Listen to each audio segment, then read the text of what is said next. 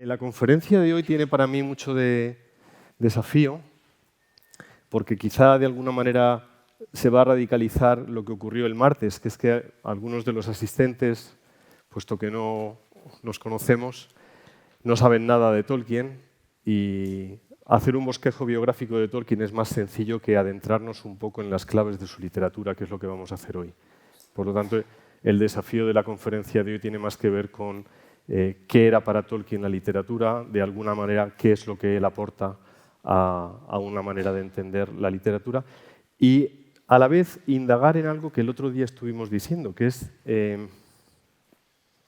por qué la fantasía tiene tan mala fama. ¿Qué es lo que hace que, al menos en el ámbito en el que yo me muevo, en el ámbito académico, los que se han arrogado el derecho a decidir qué es y qué no es canónico, qué debe ser y qué no debe ser leído,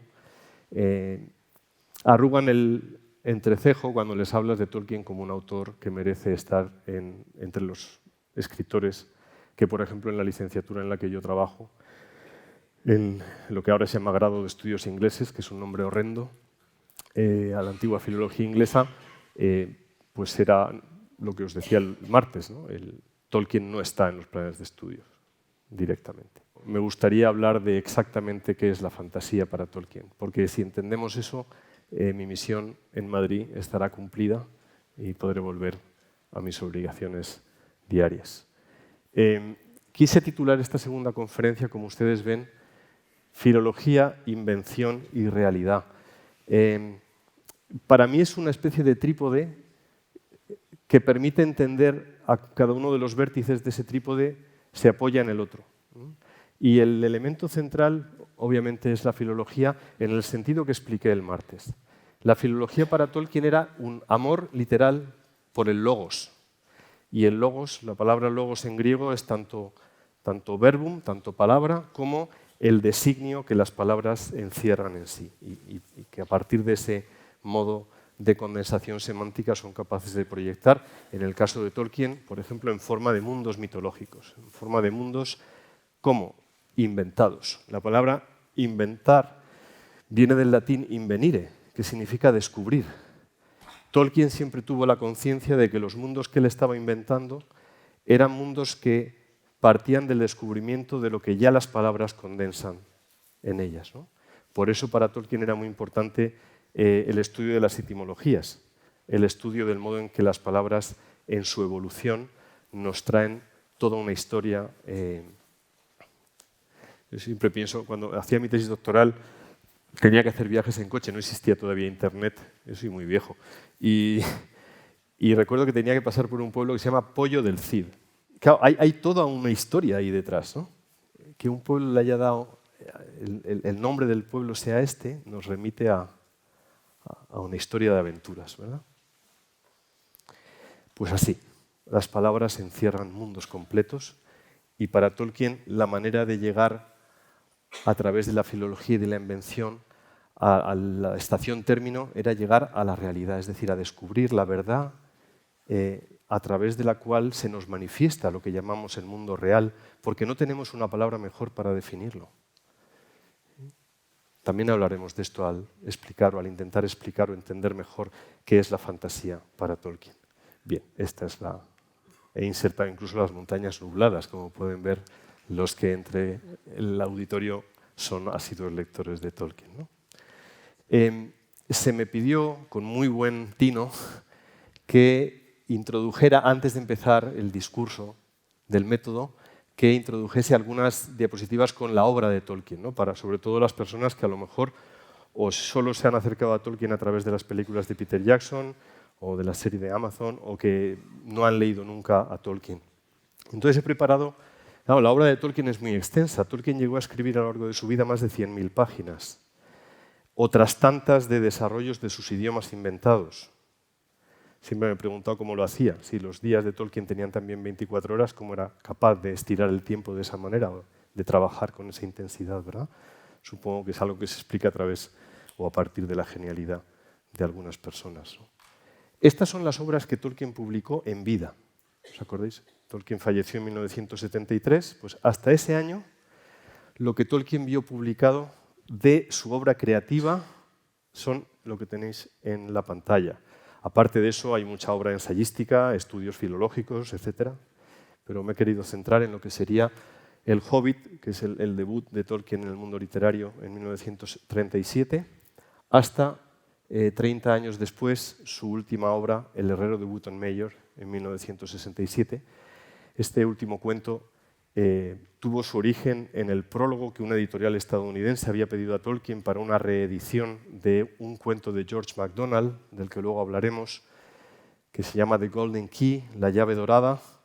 Tolkien empezó el prólogo y al cabo de muy poco tiempo, esto es lo que le suele ocurrir a determinadas personas, el prólogo se convirtió en un cuento, ¿no? Supongo que el editor, al recibir aquello, se quedaría perplejo al ver que en lugar de un prólogo tenía otra obra que poder publicar, ¿no?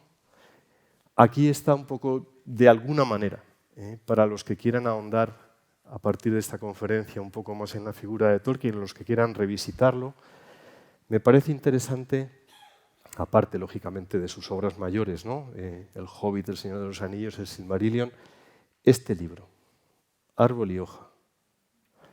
Es un librito que contiene el ensayo de Tolkien en el que él reflexiona sobre los cuentos, el poema Mitopoeia y un cuento breve de Tolkien que se titula Hoja de Nigel, un cuento escrito en 1945, de lo poco que Tolkien escribió, que se puede considerar abiertamente una alegoría, es decir, algo que intencionalmente ya para el autor era una reflexión, en ese caso, sobre su quehacer como artista, ¿no?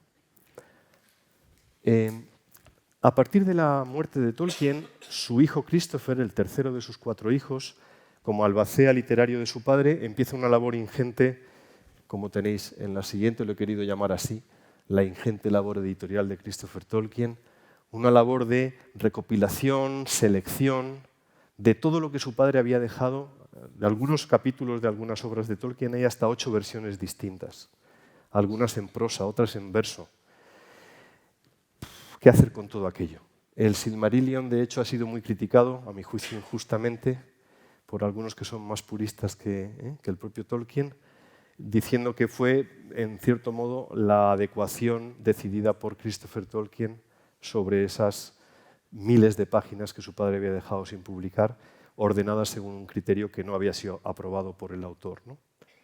Tampoco sabemos si no había sido si habría sido rechazado en la propia idea de Tolkien. Lo que sí sabemos, y creo que eso es innegociable, es que Christopher Tolkien ha sido un coloso, un auténtico coloso, a la hora de llevar a cabo una labor no solo de homenaje a su propio padre, sino de fidelidad a la hora de preparar para la imprenta, hasta su muerte en 2020, todos estos libros anotados, comentados, ordenados de una manera casi sobrehumana, desde mi punto de vista, ¿no? Pues aquí tenéis el Silmarillion, los cuentos inconclusos, una serie de libros hasta llegar a La caída de Gondolin, que paradójicamente es el primer relato que Tolkien empezó a escribir, como os decía el martes, bajo intenso fuego de artillería, en las trincheras del Somme, durante la batalla del Somme en julio de 1916. Ahí es donde Tolkien concibe y comienza a escribir lo que sería el catalizador de luego lo que hoy día llamamos el Silmarillion, lato sensu. Gran parte del trabajo editorial de Christopher se ha concentrado en llevar a cabo lo que él ha llamado la historia de la Tierra Media, The History of Middle Earth,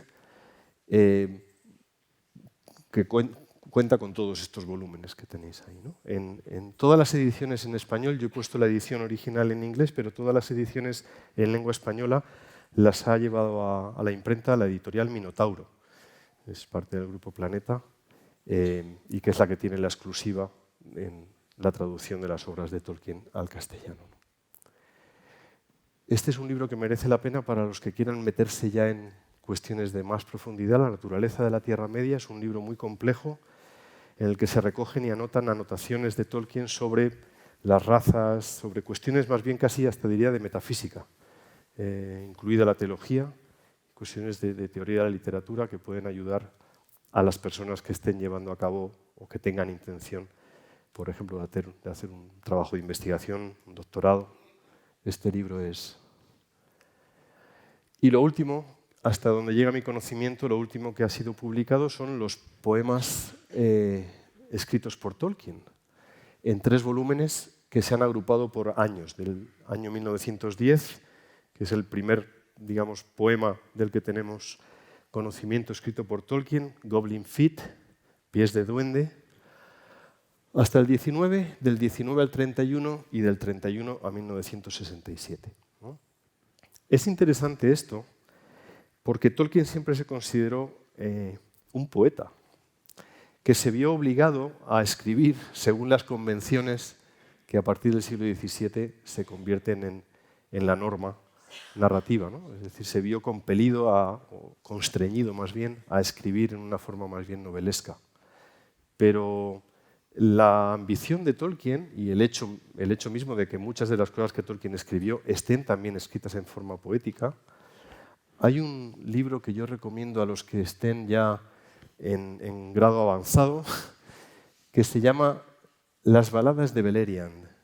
En ese tomo, a los que de entre este auditorio les guste especialmente la poesía y el ámbito mitológico inventado por Tolkien, ahí encontrarán el sabor, el modo en que Tolkien, que era un enamorado del verso aliterado inglés, es decir, del verso tal y como se escribía en Inglaterra antes del siglo XI, ahora hablaremos un poquito más de eso, el modo en que él había sido capaz de modernizarlo y de sostener la musicalidad del verso aliterado inglés en el inglés moderno.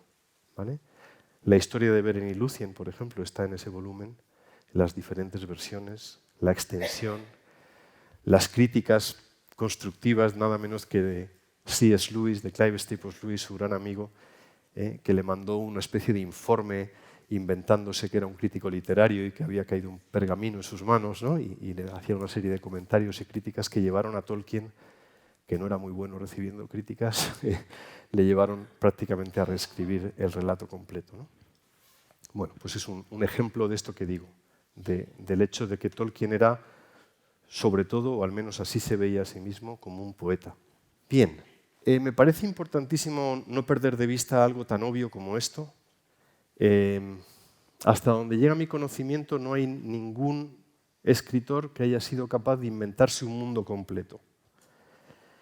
O sea, un mundo desde el punto cero de la historia, desde la creación, y que haya sido capaz de dar el impulso literario a esa mitología hasta desarrollarla de un modo verosímil y creíble durante pues, el trabajo de toda una vida, ¿verdad? Más de 60 años dedicado a escribir y a desarrollar esos mitos. El hecho de que Tolkien fuera filólogo y el hecho de que esta foto de una portada de una edición alemana de Beowulf sea lo que ilustre esto, tiene que ver para mí con algo que dije el martes. Si os acordáis, Tolkien desde muy pequeñín, ya siendo chaval, a los 7 años Tolkien ya había empezado a inventar idiomas. El animálico, era otro más adelante inventó uno que se llamaba el Nebbosh, que era un idioma basado en el español, que él había aprendido leyendo por su cuenta los libros en lengua castellana de su tutor Francis Morgan. Tolkien empezó a sentir por las palabras la sensibilidad que tienen otros o la atracción que tienen otros por la música. Y por lo tanto esa filología, en el caso de Tolkien, está vinculada a las obras que enseguida empezó a intentar leer. Enseguida le gustó el anglosajón, una de las optativas que escogió en el colegio fue gótico, otra fue el antiguo nórdico, más o menos como aquí nosotros, ¿verdad? Que tenemos actividades extraescolares de ese nivel, ¿no? Y Beowulf, que es el poema fundacional de la literatura en lengua inglesa, es un poema compuesto en torno al año 800, el manuscrito en el que se conserva es posterior. Es un poema de más de 3.100 versos, probablemente de origen nórdico y traído a Inglaterra y convertido en algo más bien de sabor inglés o de sabor anglosajón. Y es en este poema donde Tolkien encuentra el espíritu, que yo sostengo, al menos en mi tesis doctoral lo sostengo así, lo sostuve así, que El Señor de los Anillos tiene mucho de Beowulf. Y el personaje de Aragorn, a mí me parece, para los que no han leído El Señor de los Anillos, Aragorn es un rey que todavía tiene que reclamar lo que es suyo, ¿no? tiene que ganarse el derecho a ser lo que es. Y hay en él algo de este sentido de la heroicidad. Hay un momento en el ensayo que Tolkien escribió sobre Beowulf en el que dice: Beowulf era un hombre y eso para él era suficiente tragedia. Y en otro momento dice: el salario del heroísmo es la muerte. Entonces, en esta lógica es en la que hay que, creo, entender lo que para Tolkien significaba la literatura nórdica, ¿no? Lo que llamamos lato sensu, los Edda, la Voluspa, todos los textos que nos han llegado y que a Tolkien lo fascinaron en el mejor sentido desde su más tierna adolescencia, ¿no? Tolkien empezó a leer y a intentar traducir directamente el Kalevala del finlandés al inglés en cuanto pudo leerlo, ¿ya? En torno a 1911. Y ya os acordáis, el martes decíamos que sobre el finés, que era uno de sus idiomas favoritos, él construyó la lengua de los elfos, el Quenya. Bien, por lo tanto, es importante tener esto en cuenta porque creo que es el eje que vertebra, en torno al cual orbita toda la noción de lo que para Tolkien es la invención, el descubrimiento de una coherencia que se transforma en algo cósmico. Sabéis que la palabra cosmos en griego significa orden. Lo cosmológico en Tolkien tiene un matiz filológico. Surge y nace y recibe toda su fuerza como una savia vivificadora a partir de las palabras y del poder semántico que las palabras poseen. De alguna manera, el filólogo escritor tiene que ser alguien capaz de dar a luz, literalmente, lo que las palabras tienen que decir, ¿no? Supongo que todos los que estamos aquí somos especialmente sensibles a la sinceridad o a la mentira del lenguaje, y el hecho mismo de que determinadas maneras de utilizar el lenguaje a día de hoy nos parezcan perversas, es una palabra muy interesante también en su etimología, tienen que ver con el hecho de que la palabra no pronunciada en verdad es una palabra que surge ya pervertida, ¿sí?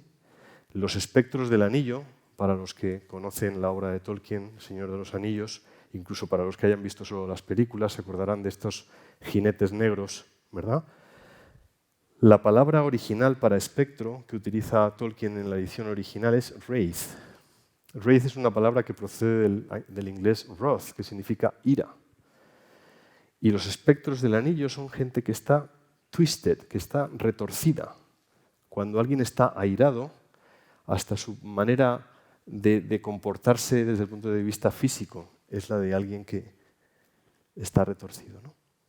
Bien, pues toda esta concatenación semántica es la que va dando poco a poco, en una especie de sumatorio acumulativo de matices, coherencia constructiva a un mundo que, como Tolkien lo llamaba, era un mundo secundario, un mundo inventado, imaginario, cuya base era el mundo real, pero cuya potencialidad semántica alcanzaba mucho más allá de la realidad para penetrar y dar a luz, o sacar a la luz, la verdad que solo el arte es capaz de iluminar. John Henry Newman. San John Henry Newman es, para quizá algunos no lo conozcan, es el iniciador del llamado movimiento de Oxford. Él fue un sacerdote durante muchos años, sacerdote anglicano, hasta su conversión al catolicismo, lo cual fue una bomba, y diría que literal, en Oxford. Recuerden lo que les dije el martes sobre la conversión de la madre de Tolkien al catolicismo y lo que eso supuso desde el punto de vista de la ruptura y el ostracismo al que ambas familias condenaron a los Tolkien, ¿no? John Henry Newman había sido el fundador del Oratorio de Birmingham, ¿se acuerdan? En el cual se formó el que luego sería el tutor de Tolkien, el padre Francis Morgan, y ejerció una importantísima influencia en los años iniciales de Tolkien. Desde mi punto de vista, no solo en los años iniciales, sino que la huella de la enseñanza de Newman es muy permanente en lo que Tolkien llegó a saber, no solamente de literatura, yo creo también de filosofía y también de teología. Dos cosas de Newman. Su Gramática del Asentimiento Intelectual es una obra que se puede leer en castellano, publicada por Ediciones Encuentro. En esa obra Newman lleva a cabo una especie de teoría epistemológica cuya idea principal es que la potencia interior más importante del ser humano es la imaginación. Y la imaginación tiene como base to realize, es un verbo precioso en inglés, to realize, que normalmente lo traducimos como darse cuenta. Realize es, fijaos qué literal, es izar lo real por medio de la imaginación al ámbito del conocimiento de lo verdadero. Interesante. Es decir, al revés de lo que podemos pensar, porque todos los que estamos aquí somos herederos de una noción de lo que es verdad, que está radicada de una manera muy profunda en el conocimiento empírico. A todos se nos ha enseñado que las cosas son verdad si se pueden demostrar mediante los métodos de la ciencia experimental. Bueno, a mí al menos me lo dijeron así. Y el que no vale para eso, para letras. ¿Vale? ¿Os acordáis? El que vale, vale, y el que no se mete en letras puras. Para latín, griego, historia, en fin, los que no sabíamos para nada, pues nos íbamos allí. Pero el verdadero saber, el verdadero conocimiento tiene que tener una base científica. Y cuando hablamos de científica nos referimos a una base científico-experimental. ¿Vale? Frente a esa visión, en pleno siglo XIX, en el momento en que las ciencias experimentales experimentan, además en Inglaterra, un crecimiento exponencial, con este background detrás de la mente de todos de que el progreso es una fuerza que nadie va a poder parar, su símbolo es el Titanic, ¿verdad? Pues en ese momento, nada menos que un hombre de la categoría intelectual de Newman defiende que es la imaginación la que sostiene el andamiaje de nuestro conocimiento. Podemos llegar a conocer la verdad de las cosas imaginándola y sobre ese andamiaje construir mundos posibles, ¿no? Eso no lo dice Newman, lo digo yo, pero lo dirá luego, o lo hará, Tolkien.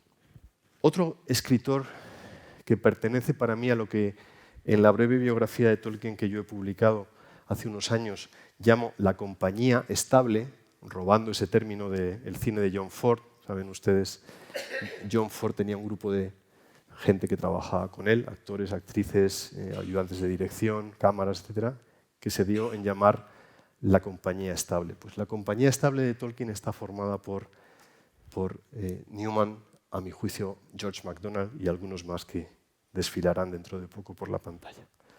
George MacDonald es un escritor que falleció en 1905, responsable nada menos que de lo que el gran amigo de Tolkien, Clive Staples Lewis, llamó el bautismo de su imaginación, con el cuento Fantastes. MacDonald, aparte de otras muchas cosas, fue cuentista, en el mejor de los sentidos. Algunos de los cuentos que llegó a relatar, antes he dicho que, por ejemplo, El herrero de Wootton Mayor originalmente fue el prólogo para la reedición estadounidense de The Golden Key, que es otro de los cuentos de MacDonald, los cuentos de Curdy, Curdy los trasgos. Todos estos cuentos de MacDonald tienen como lugar común lo que yo considero que es una superación de la noción de lo que puede hacer la imaginación, tal y como lo explica Coleridge en su biografía literaria. Por resumir, Coleridge es uno de los grandes representantes del romanticismo inglés y en uno de sus, ustedes creo que conocerán, porque es una expresión que ha pasado al bagaje general, cuando él dice que lo que tiene que conseguir el escritor es provocar la voluntaria suspensión de la incredulidad. Es decir, que cuando yo leo una historia o cuando veo una película o una serie, yo sea capaz de dar por verdadero lo que estoy leyendo. ¿Vale? La habilidad del escritor se manifestará tanto más cuanto que sea capaz de hacer que yo me crea que Peter Pan es capaz de volar o que Gandalf va a aparecer por la puerta. ¿Os imagináis? Nos quedaríamos muertos, acabaría la conferencia. Ya está, no tengo nada más que añadir, ¿no? Es MacDonald el que considera que la imaginación puede dar mucho más de sí que simplemente suspender la incredulidad. ¿Se entiende?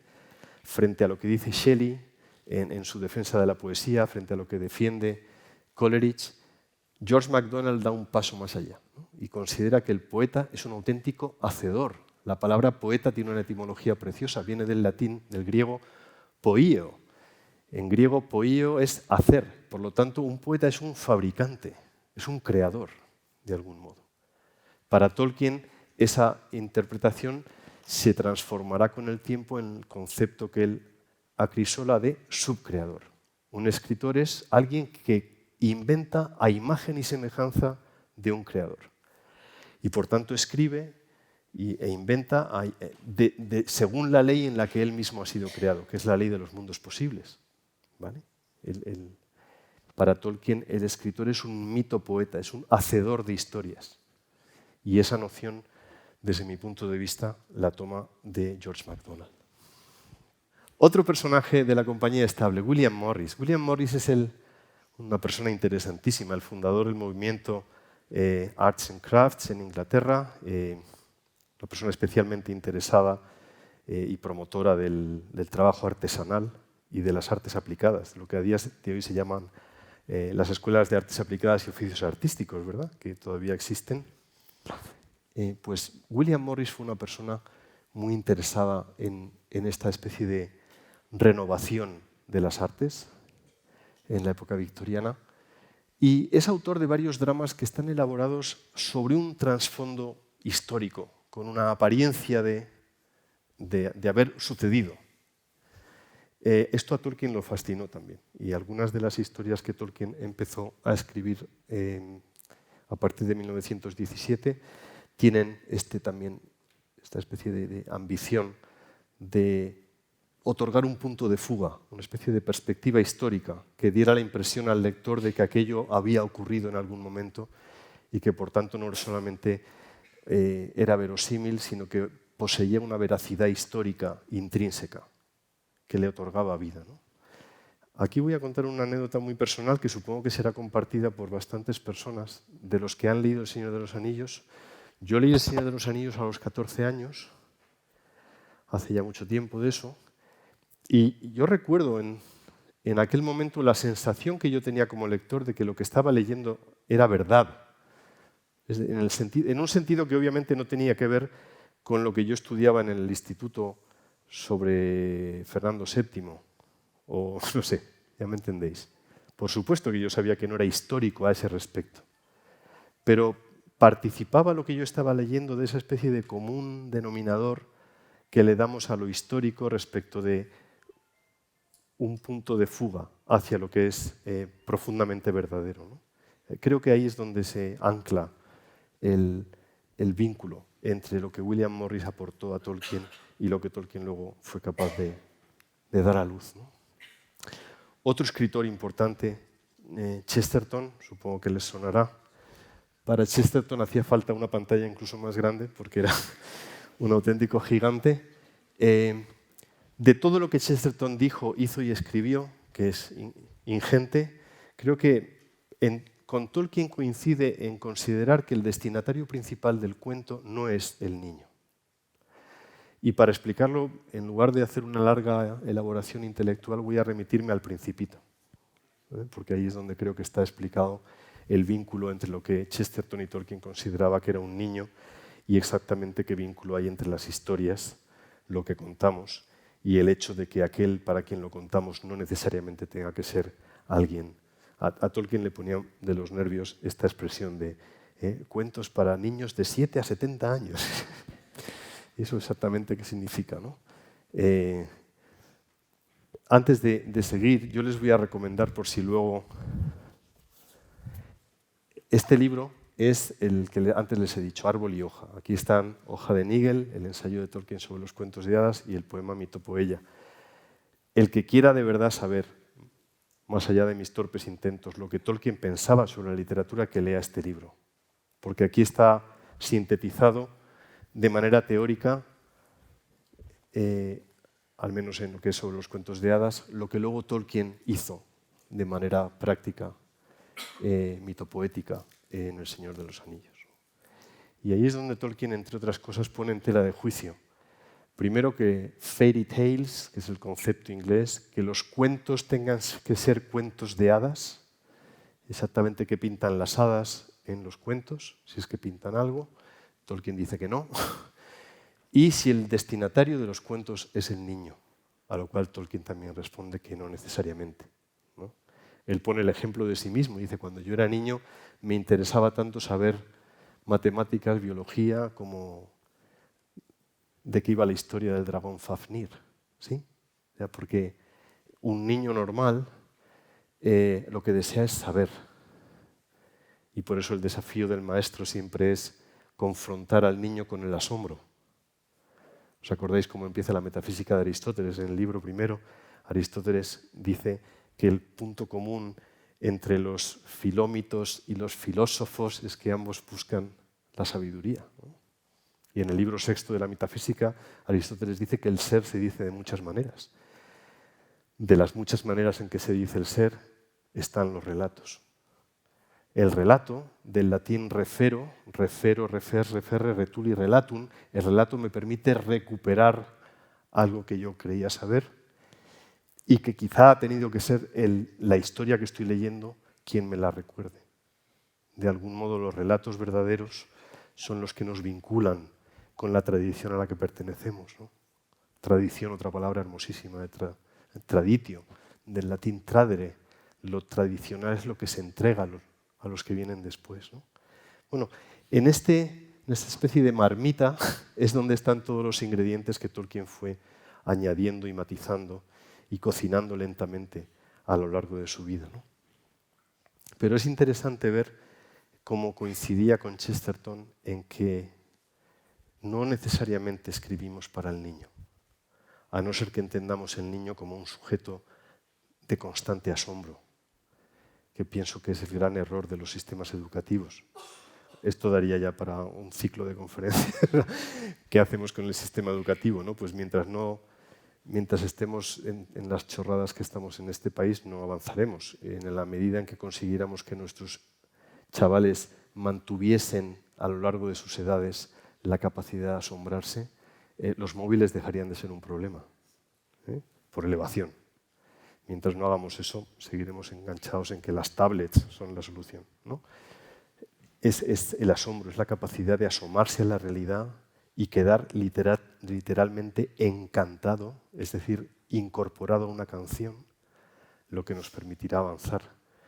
Y por lo tanto lo que permitirá al chaval al que le encanta la asignatura de historia quedar encantado cuando aprenda botánica. Y al que se alucina cuando está haciendo ajustes de reacciones redox en química, quedar encantado por lo que decía Schopenhauer sobre la existencia humana. Y así con todo, ¿no? Porque toda verdad nos coge del cuello, porque la verdad tiene que ver con lo humano, y todo es humano. Y hemos llegado a Clive Staples Lewis, ¿no?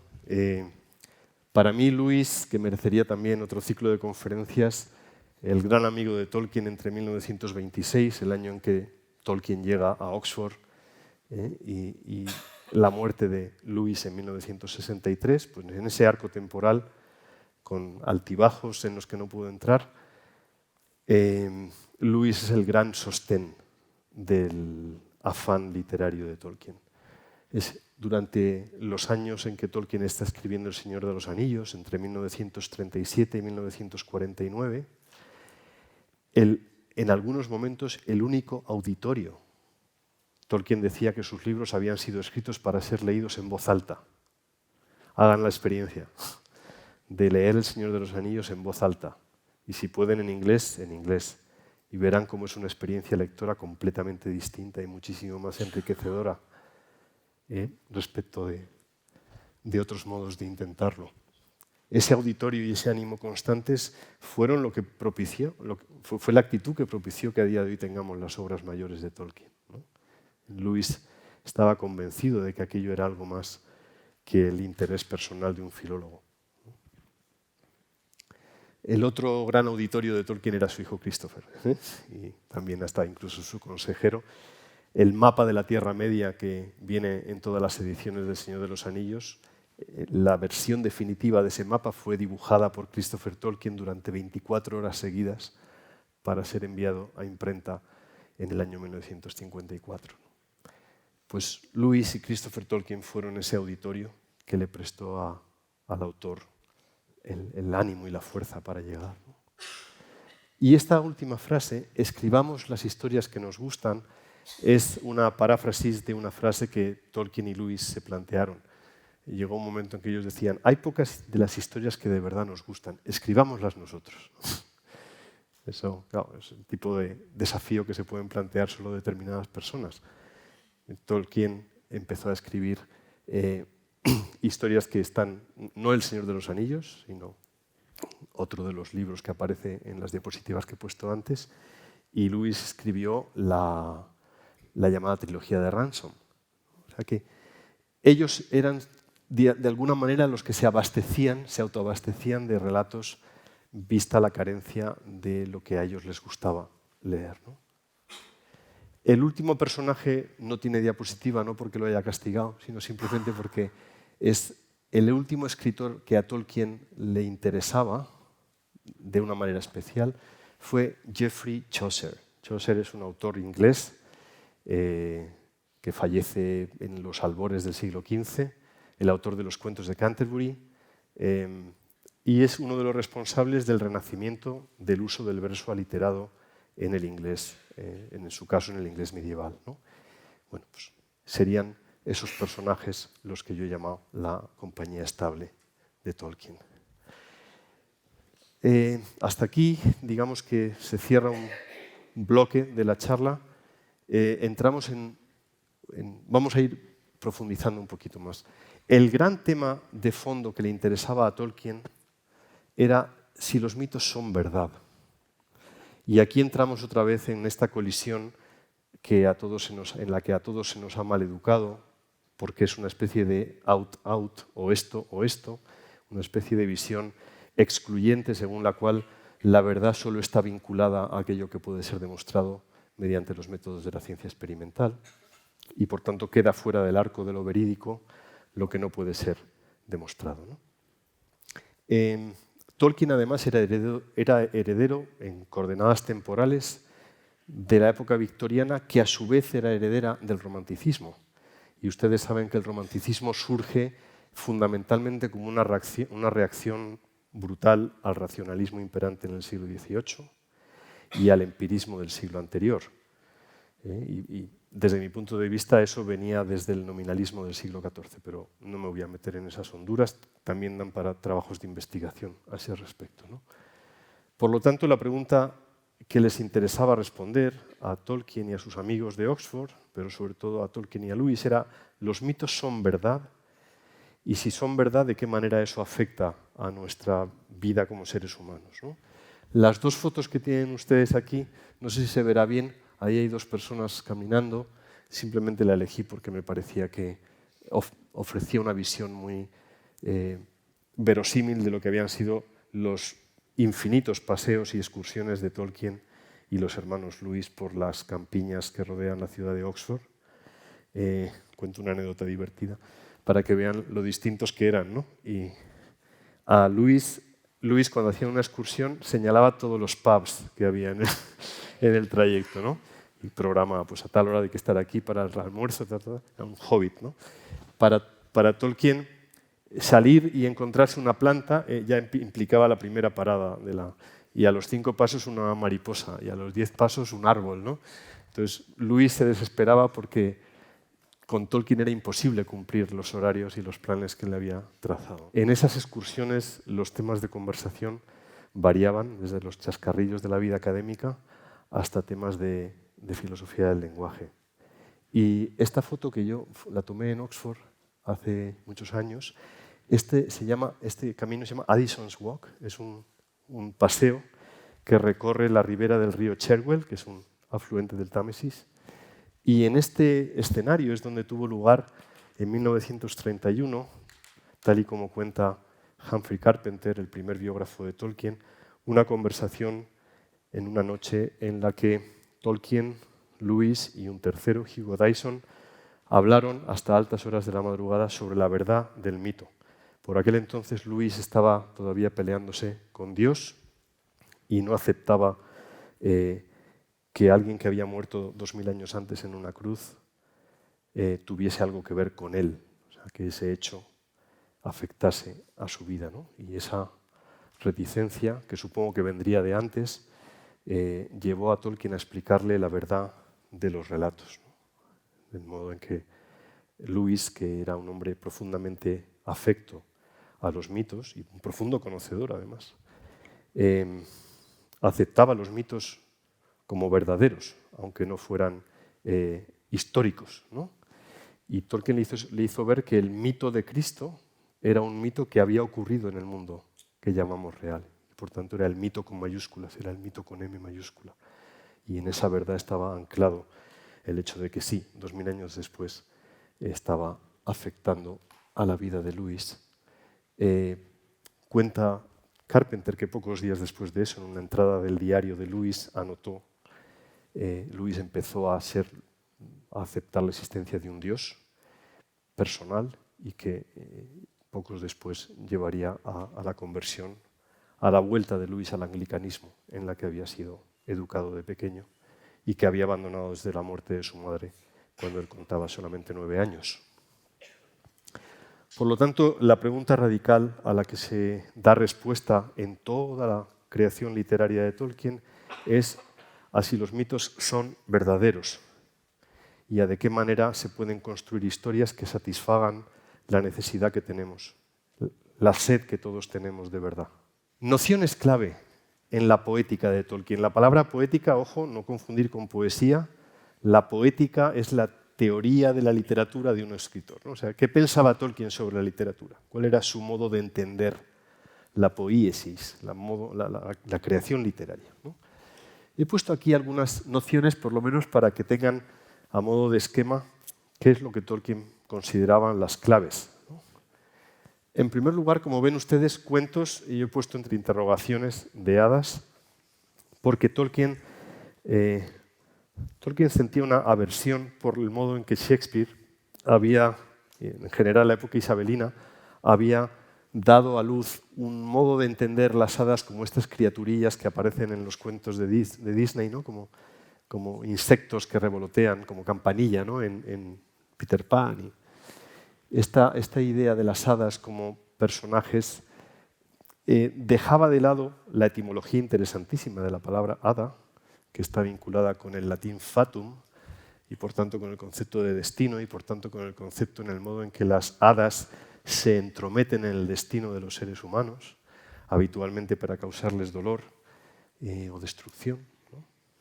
Todo lo feérico, todo lo que corresponde al mundo feérico, tendría que ver con una potencial amenaza sobre el mundo de los seres humanos, ¿no? Y gran parte del folclore, especialmente en el ámbito anglo-germánico, se nutre de esta idea.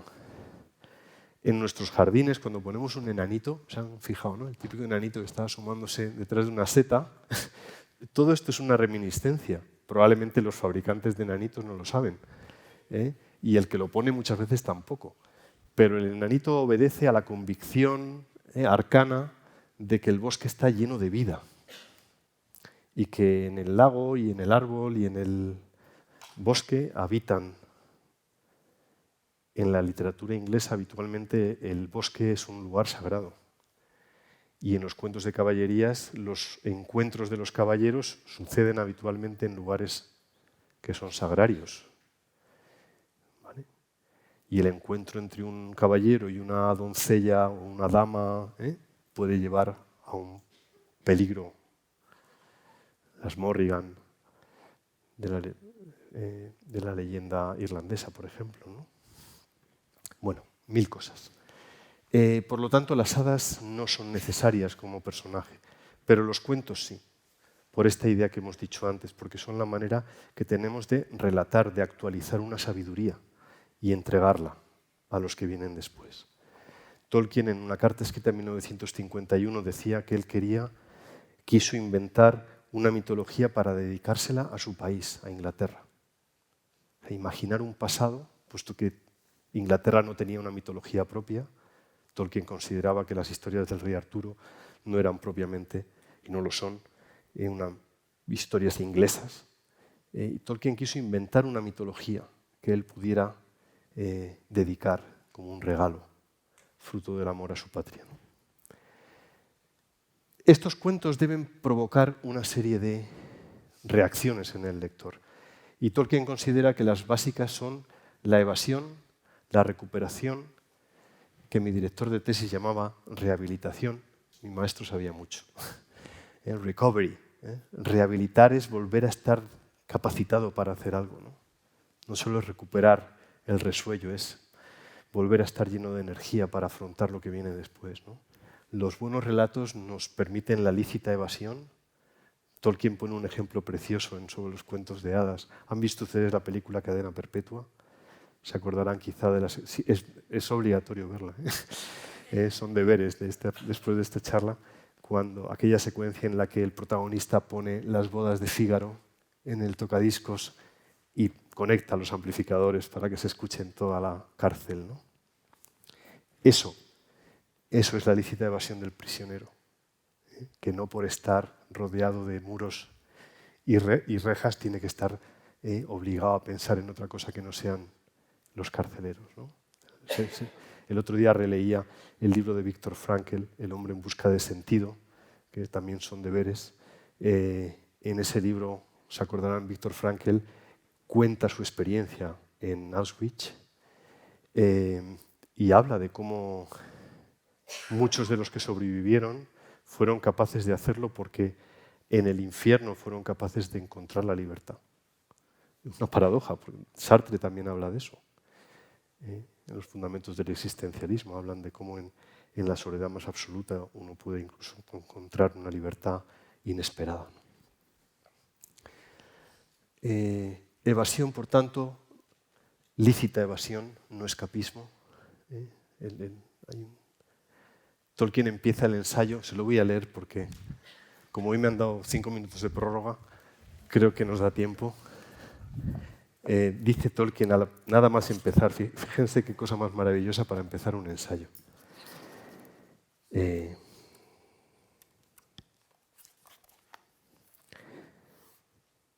Ancho, alto y profundo es el reino de los cuentos de hadas, y lleno todo él de cosas diversas.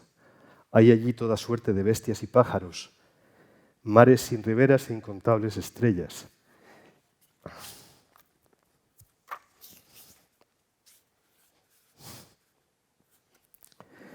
Belleza que embelesa y un peligro siempre presente. La alegría, lo mismo que la tristeza, son afiladas como espadas. Tal vez un hombre pueda sentirse dichoso de haber vagado por ese reino, pero su misma plenitud y condición arcana atan la lengua del viajero que desee describirlo. Y mientras está en él, le resulta peligroso hacer demasiadas preguntas.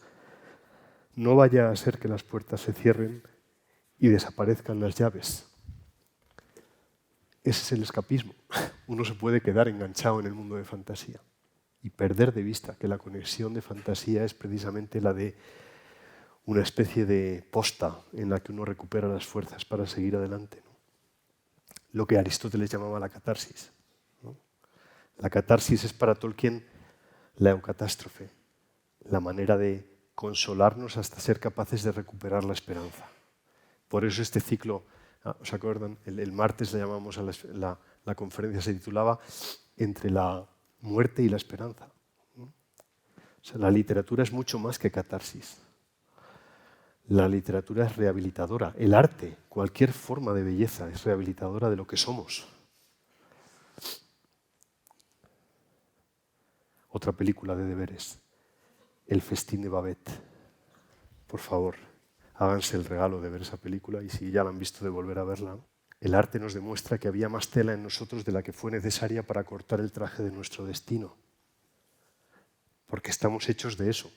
Y solo la belleza puede cumplir nuestro anhelo. Y por último, estas dos nociones, fantasía, imaginación y subcreación. Subcreación es un término que hasta donde llega mi conocimiento solo utiliza Tolkien. Cuando uno lee los ensayos de George MacDonald sobre qué es la fantasía y la imaginación, tiene la sensación de que la única palabra que le falta es subcreación, pero no llega a utilizarla. Y sin embargo, pues es como eso, como un pase de gol para que Tolkien lo rematara. Tolkien pone esa palabra como el último estadio, creo yo, de lo que tanto él como MacDonald consideraban el quehacer del mito poeta, ¿no? Actuar como homenaje a un creador que ha otorgado al artista, en este caso al narrador, la capacidad de inventar historia y de descubrir en la historia inventada la coherencia interna, no solo de la realidad, sino la belleza de la verdad. Y por tanto la planificación de nuestro anhelo. Por eso digo que para Tolkien las nociones de fantasía y de imaginación tan denostadas en el mundo actual, ¿verdad?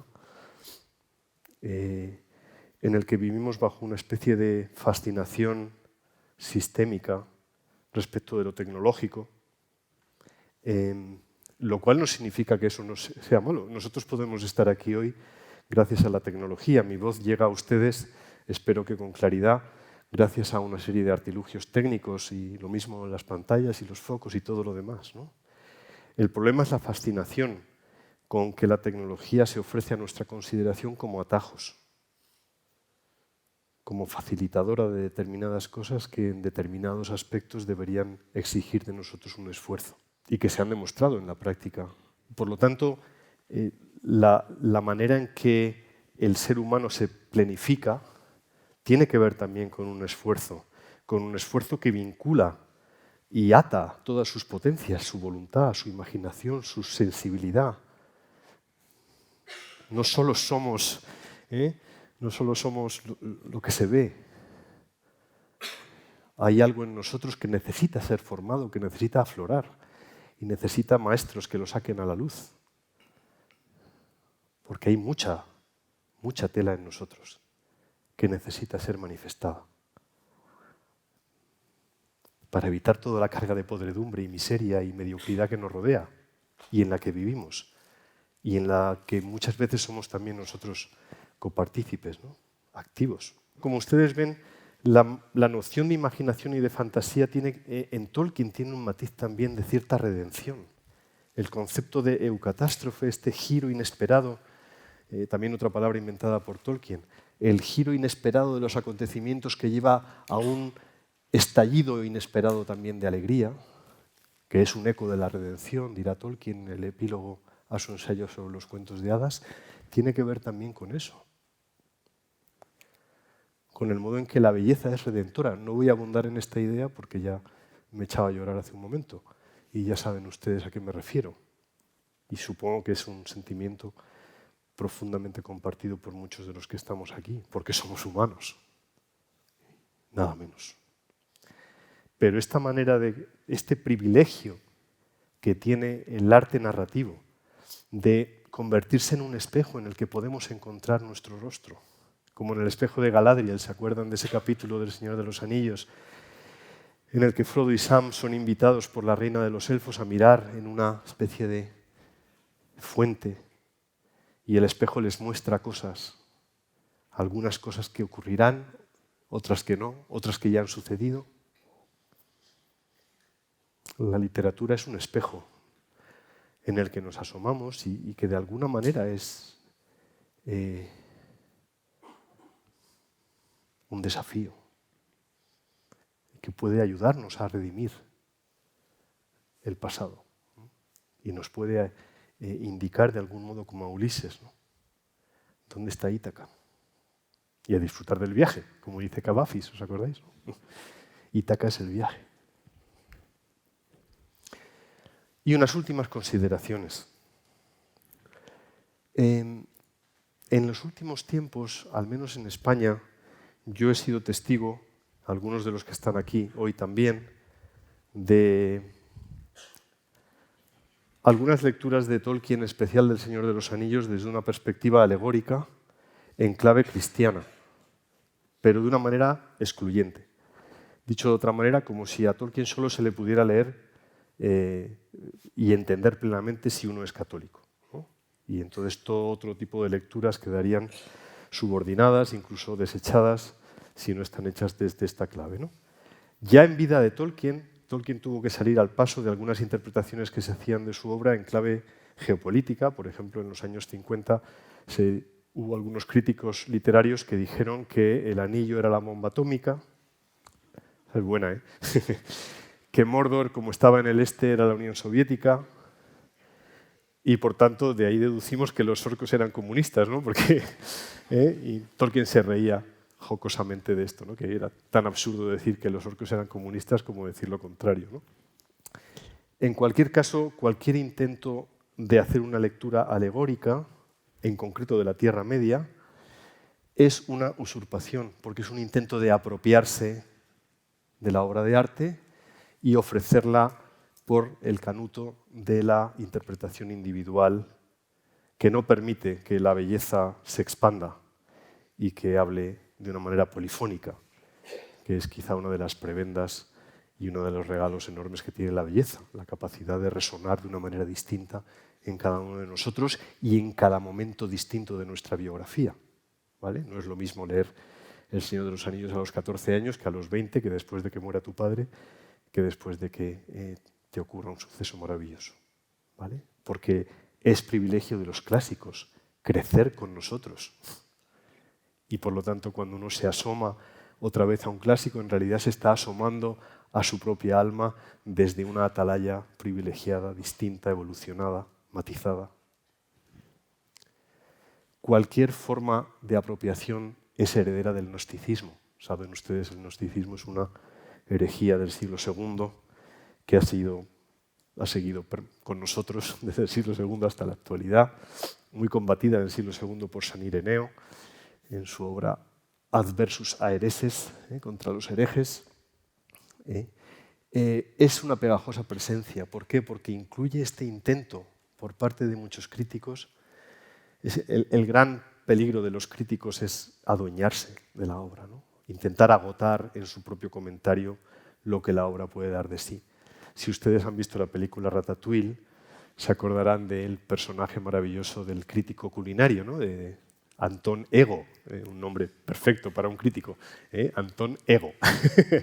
Bueno, pues Antón Ego, al final de la película, se acordarán que hace una crítica después de quedar de su experiencia en el restaurante, hace una crítica que para mí es lo mejor que se ha escrito nunca sobre lo que es un crítico, de cualquier tipo, ¿no?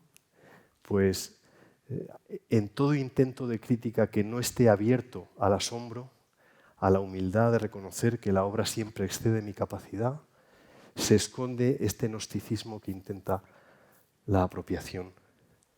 Frente a la alegoría, frente a la lectura alegórica de la literatura de Tolkien, él proponía la noción de aplicabilidad libre. El que quiera entenderlo mejor no tiene más que buscar el prefacio de la edición revisada del Señor de los Anillos, publicada en el año 62, donde Tolkien, en un breve párrafo, contrapone estas dos actitudes. La lectura alegórica es siempre intencional por parte del autor. Es el autor el que te dice, tal personaje simboliza esto, tal situación simboliza aquello otro. Y por tanto el margen de interpretación por parte del lector queda estrechado a un límite a veces insufrible, ¿no? Frente a eso, Tolkien plantea la literatura como interacción, en el mejor de los sentidos, como un modo de leer que al final es un modo de leerme, y más allá de eso es un modo de leer el mundo, y por tanto de poder entender el mundo como un altavoz. Utilizando la expresión de Clive Staples Lewis, como un altavoz que habla a un mundo de sordos. Cuando Lewis habla del dolor, ¿no? El dolor es un altavoz con el que Dios intenta despertar un mundo de sordos. La belleza de los relatos, en el caso de Tolkien, la belleza de su mitología, que es un regalo para Inglaterra y es un regalo para todos, tiene este eco que lo alimenta y que reverbera hasta el día de hoy, de ser un vehículo de esperanza en y a través de la belleza que a todos se nos ofrece y que a la vez es anhelo y meta. Pues ya está, nada más que eso. Gracias.